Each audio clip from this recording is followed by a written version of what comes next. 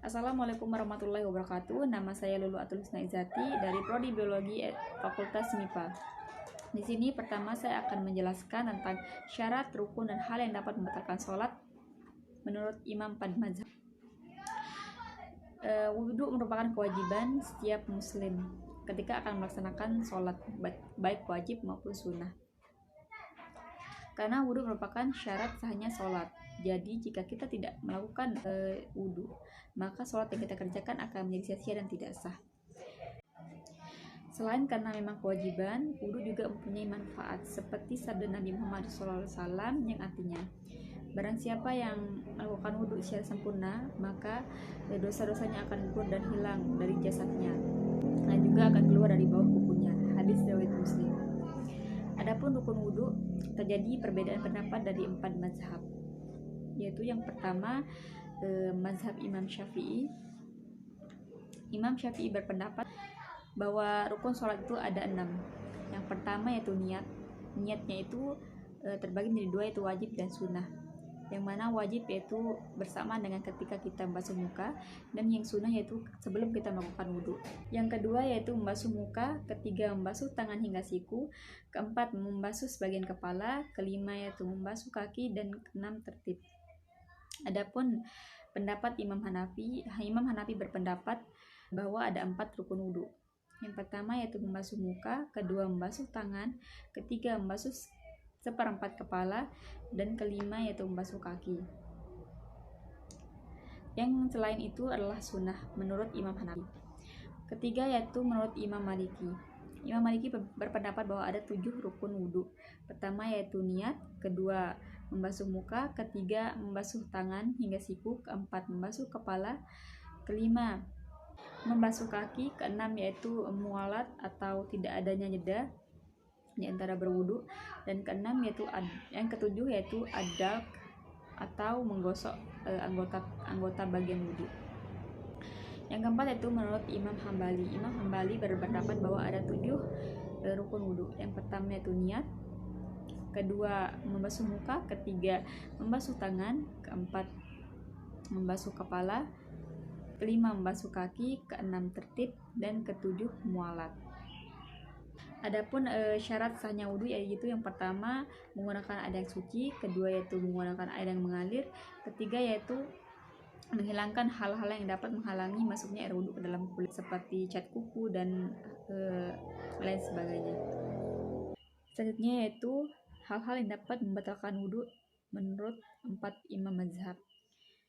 Yang pertama yaitu keluarnya segala sesuatu dari jalan, kubul, dan dubur.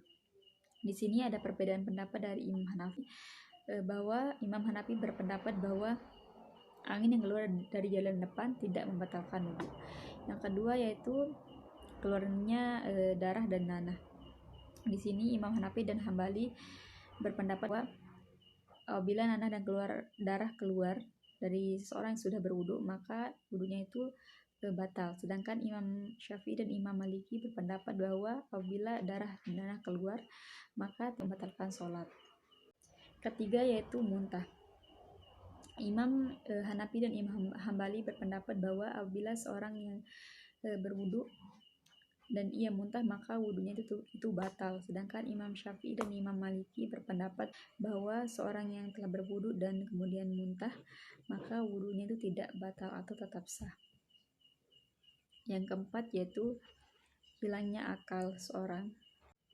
Kelima yaitu bersentuhan kulit antara laki-laki dan perempuan. Dalam hal ini 4 mazhab mempunyai pendapat yang berbeda.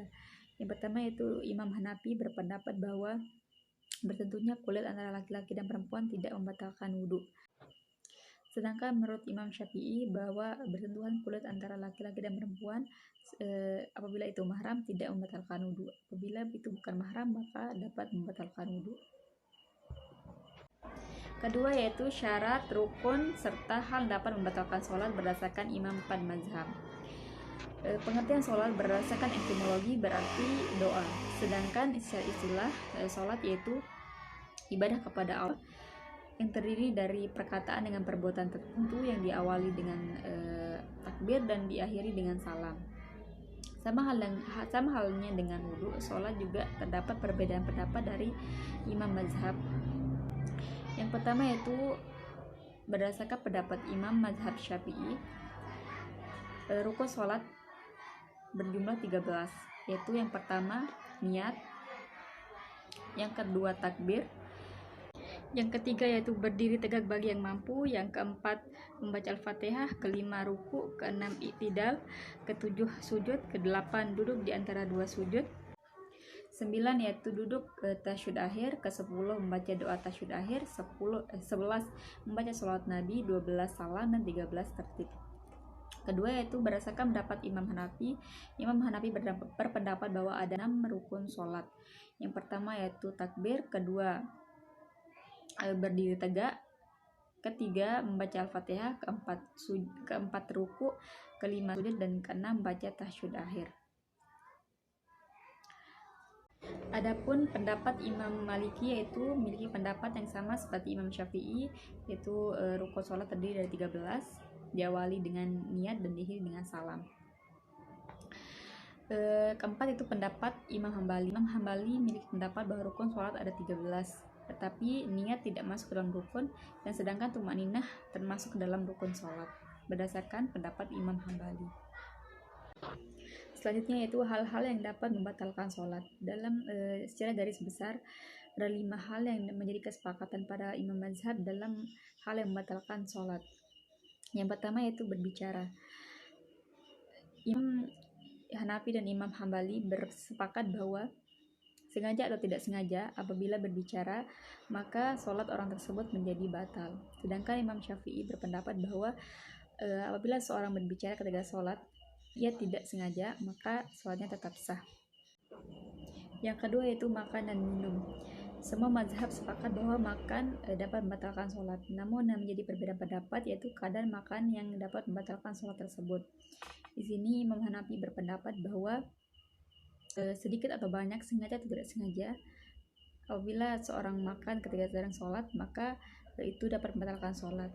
Sedangkan Imam Syafi'i berpendapat bahwa apabila seorang sedang sholat makan tapi tidak sengaja dan tidak mengetahui hukumnya maka sholat seorang tersebut tetap sah.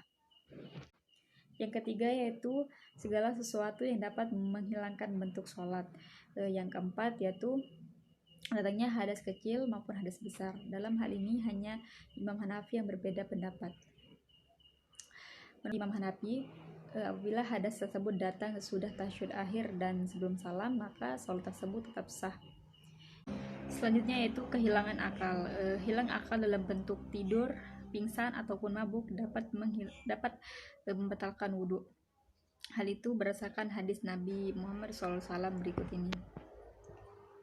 Terakhir yaitu bersentuhan kulit antara laki-laki dan perempuan.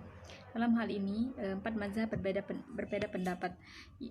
Imam Hanafi berpendapat bahwa laki-laki dan perempuan yang bersentuhan tidak membatalkan. Sedangkan Imam Maliki berpendapat bahwa apabila laki-laki dan perempuan bersentuhan tapi tidak disertai dengan syahwat maka wudunya tidak batal atau tetap sah. Sedangkan jika disertai dengan syahwat wudunya batal. Sedangkan Imam Syafi'i dan Imam Hambali berpendapat bahwa apabila laki-laki dan perempuan bersentuhan maka wudunya batal kecuali dengan mahramnya. Mungkin hanya sekian yang dapat saya sampaikan. Mohon maaf apabila ada kata-kata yang salah. Wassalamualaikum warahmatullahi wabarakatuh.